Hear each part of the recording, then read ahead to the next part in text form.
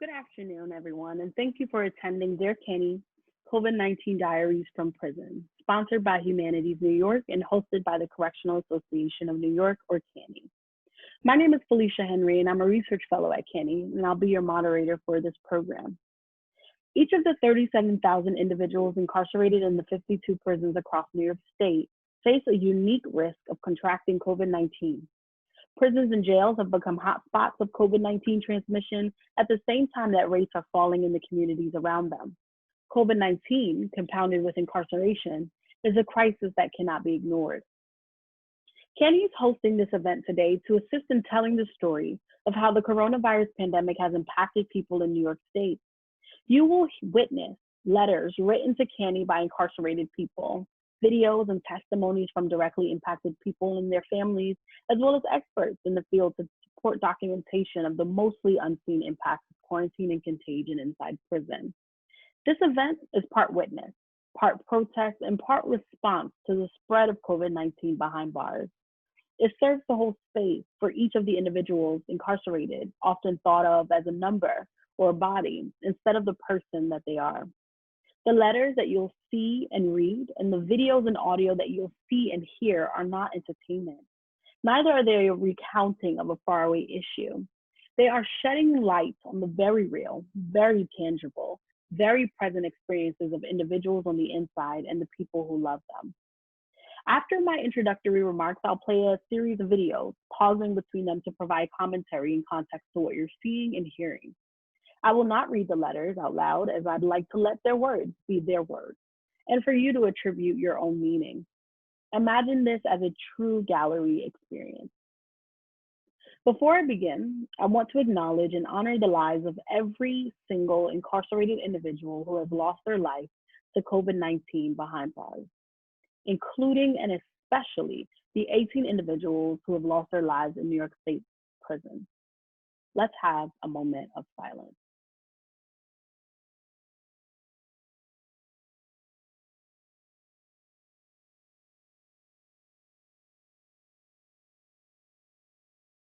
Thank you.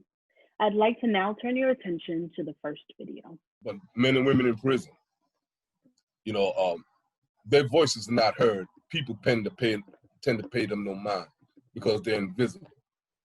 So CANY, the Correctional Association of New York, have to be that microphone. We have to be that loudspeaker. So when we get these letters, we seek ways to amplify their voices to the public at large, because they need to speak to the public, and the public need to hear from people inside what they're going through, what they're facing. And the public has to also be made to be aware of this is their money. This is your hard-earned money. How do you want your hard-earned money to be applied? The second question is, not only how would you want your money applied in the correctional setting, how would you want these returning citizens eventually, how would you like them to return? You want them to return wholesome and whole, healed, traumatized, hurtful, painful, psychotic? The public has the wherewithal to demand, this type of change. So this information is important that the public at large hear it, receive it, and hopefully be motivated to join on to some of the advocacies that deal with these conditions concerning criminal justice issues in New York State. It's a big field and it's an uphill battle, but it's in the 21st century, it's the right fight to fight. We're fighting for Black Lives Matter, we're fighting for equity, we're fighting for justice. Well, people who are incarcerated lives matter also, and I'm fighting for them.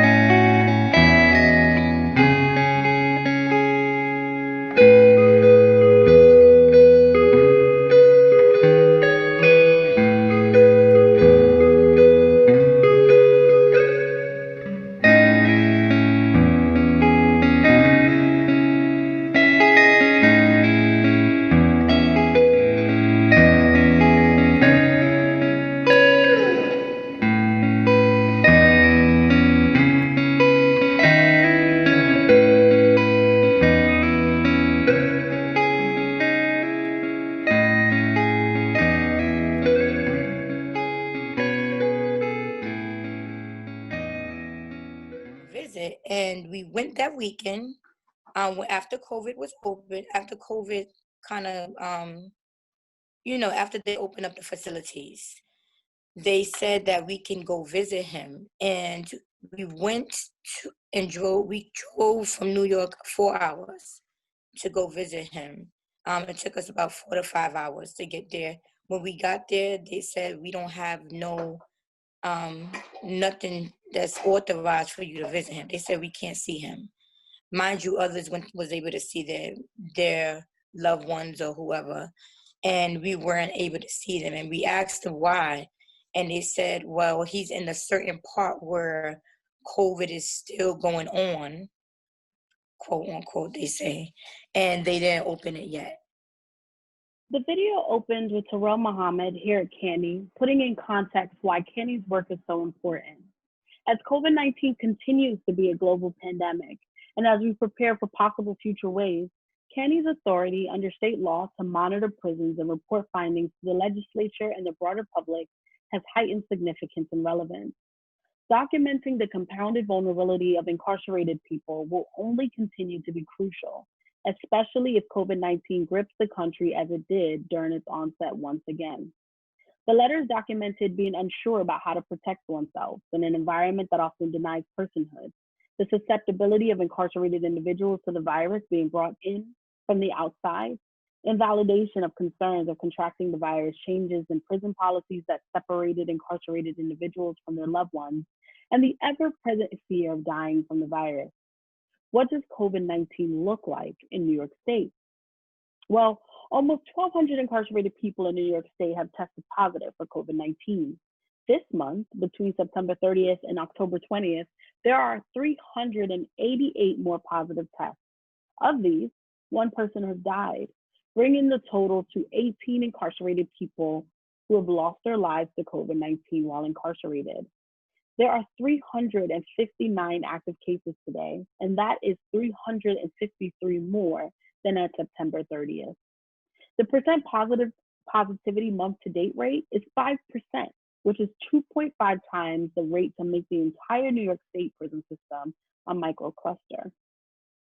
To highlight individual in facilities, Elmira, where 240 of the new cases are this month, still has a positivity rate of 63.7%, which has 29 cases. Cayuga has a positivity rate of 60.4%. It's highly probable that there are more undetected cases within these facilities. Green has 99 new cases with a concerning 9.7 positivity rate. In our recent monitoring visit to Fishkill Correctional Facility, we found that 34% of the 252 tests administered had come back positive. 10 individuals reported having symptoms of COVID-19 but were not tested and instead quarantined with their rest of the housing unit. And why is this COVID-19's trajectory in prison? Well, there are a number of factors, but what consistently comes in at the top is lack of personal protective equipment and the inability to social distance. At Fishkill, we found that a majority, or 71% of incarcerated individuals reported having access to masks and hand sanitizers, though the vast majority of them that were observed in interview were not wearing them. In fact, many incarcerated individuals told us that prior to the distribution of 2 surgical masks on the first day of the visit, they had not received any masks since the donation of fabric masks in May. 50% of individuals reported being unable to maintain social distance. These numbers have since increased as the pandemic rages on for the world, and particularly unimpeded in correctional facilities. Yet the true numbers are unknown because of inadequate testing. Let's hear more about this from Sloan Richard from the Campaign to Fight Toxic Prisons. It matters because social distancing is virtually impossible within a prison. So, CDC says to keep 6 feet between you and a person.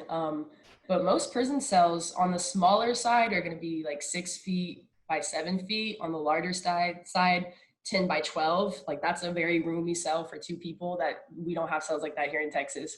So the point is you and another guy or woman or person are going to be like sharing this tiny, tiny, tiny space where you literally, you can't distance. And like a lot of the times too, people are housed in dorms. So basically like think large rooms with like 40, 60 people.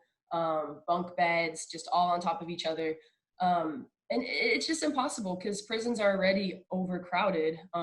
States and state-run facilities, as well as privately owned and federally owned prisons, they make more money the more people that are in the prison cells. So there's this problem where the prisons are still operating at the same capacity and filling up and booking people as usual, but they're just creating this petri dish of just disease being able to spread so quickly.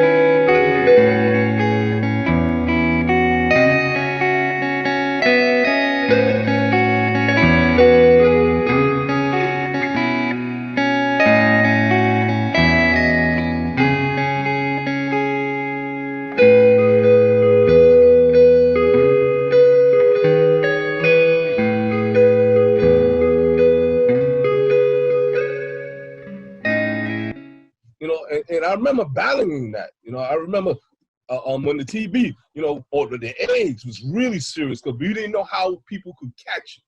We were so ignorant under that time period where we actually thought that if a person shake your hand, if a person drink from a cup, if a person ate from a plate, if a person slept in some sheets, we had no knowledge how to combat that.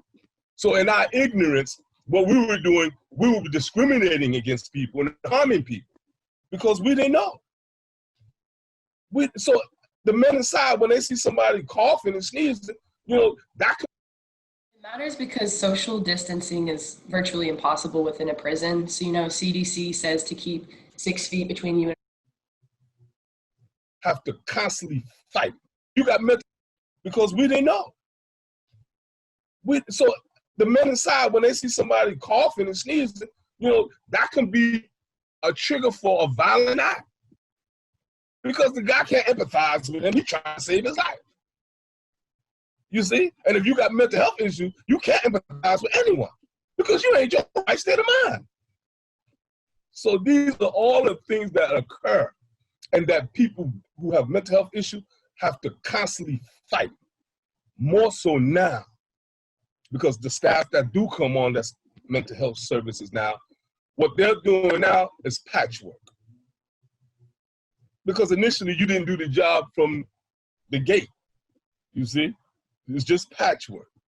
I always tell people, prior to the pandemic, mental health services and medical services in New York State prisons were horrendous. So with the pandemic, you got to see the bare bones of the horrendousness. You got to see really, the level of inequality across the board there. So it wasn't just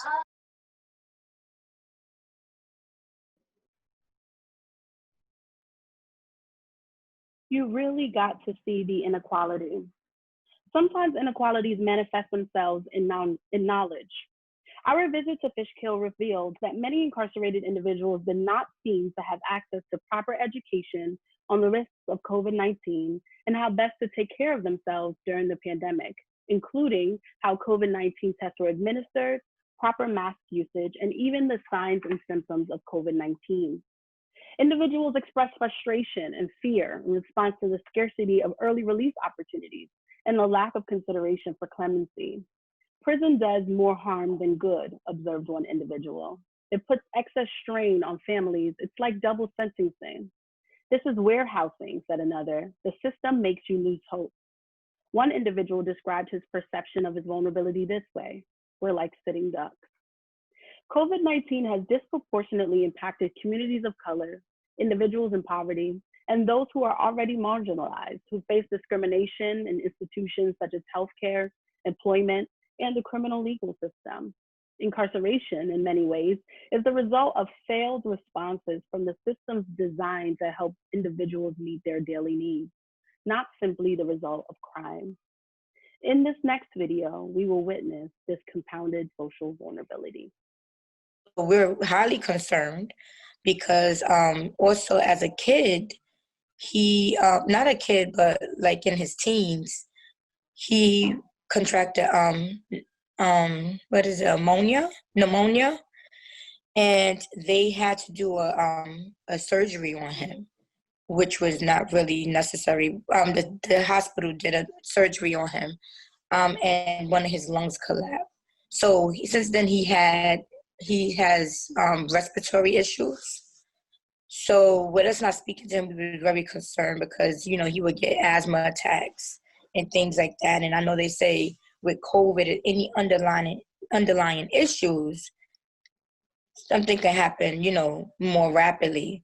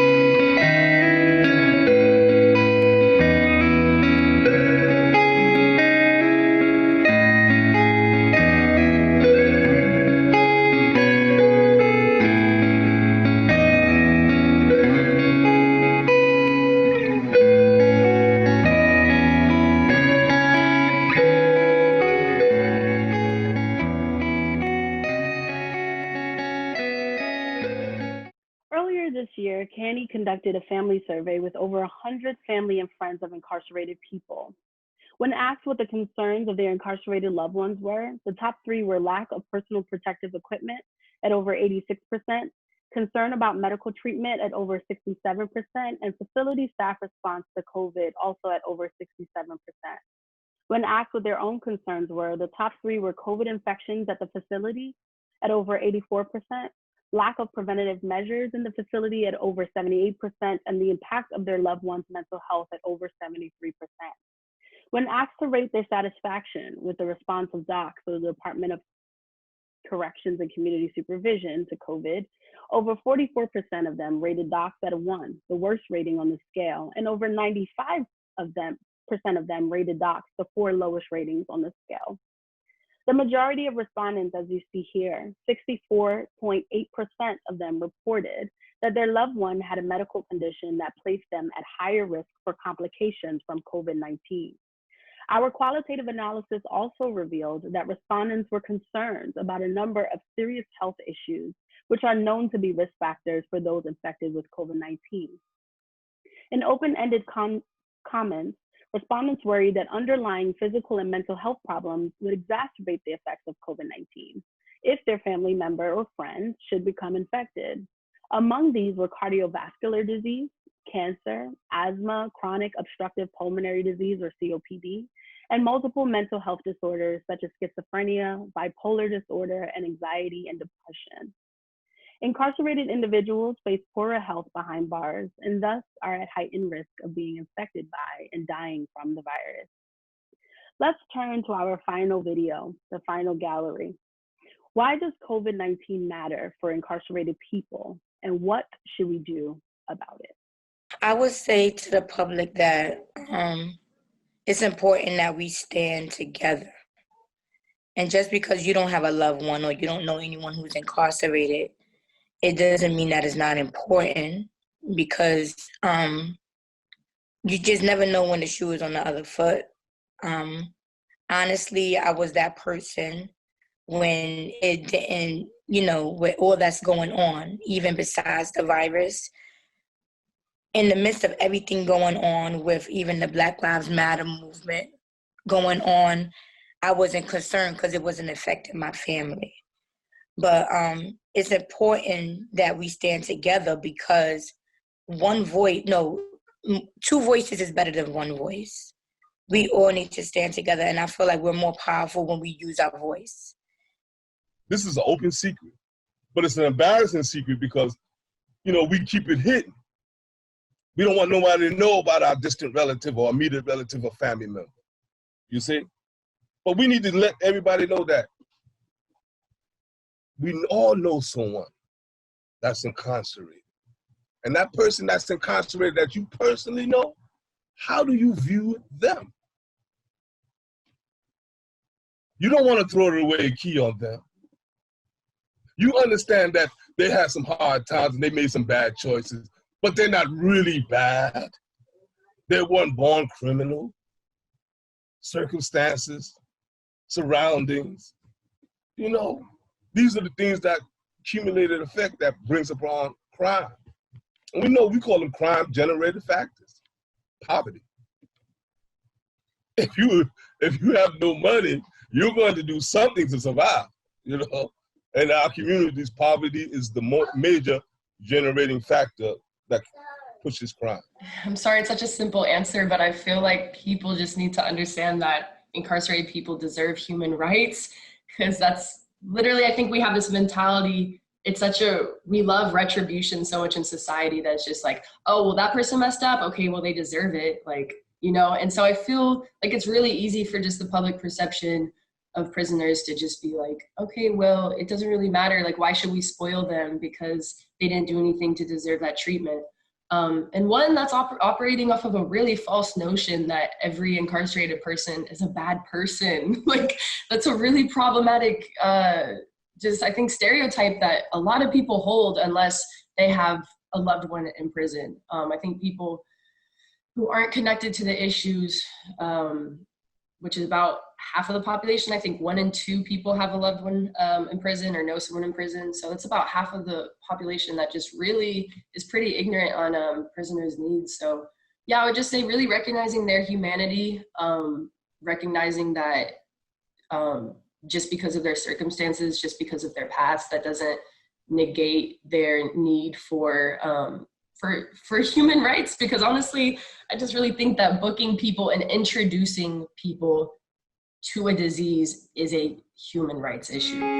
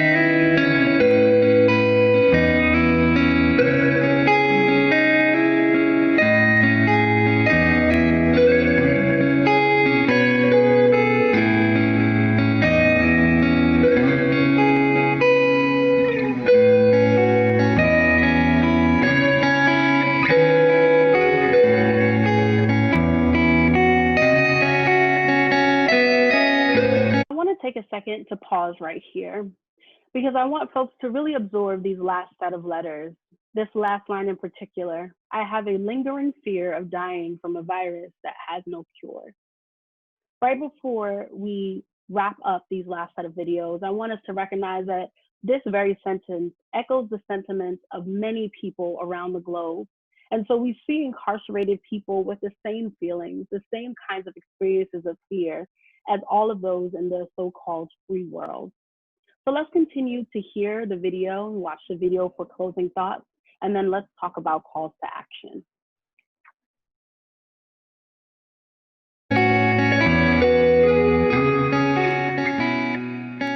if you hire and policymakers hire people that's formerly incarcerated, and they get to see formerly incarcerated people in everyday activities, that's going to wear away. So we get rid of the connotation names of convict, prisoner, inmate. And what we say is that if you're going to identify someone that's in prison, say, so a person that's in prison. Because that's what they are, first and foremost. They're people, a person that's in prison. You want to identify somebody that's not in prison, but was formerly incarcerated? Formerly incarcerated. People that were formerly incarcerated. See, because we're not that. We're not incarcerated. We're not convicts. We're not prisoners.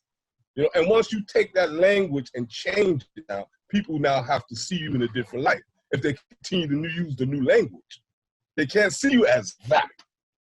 The new language says, hey, I'm formerly that. You know, I want to be treated as that. And my behavior shows I need to be treated as that.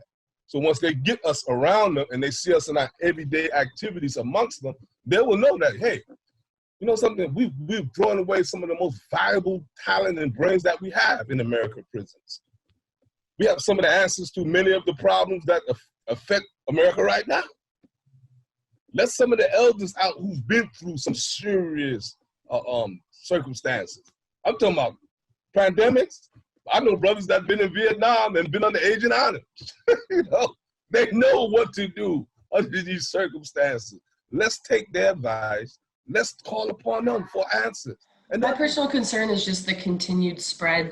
They're saying that there's probably going to be a second wave, or in some places a third wave.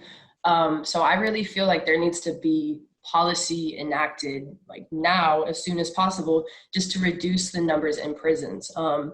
I mean, maybe this sounds a little radical, but you know, if stores are operating at 25% capacity, prisons should be operating at 25% capacity. Just because they're incarcerated doesn't mean that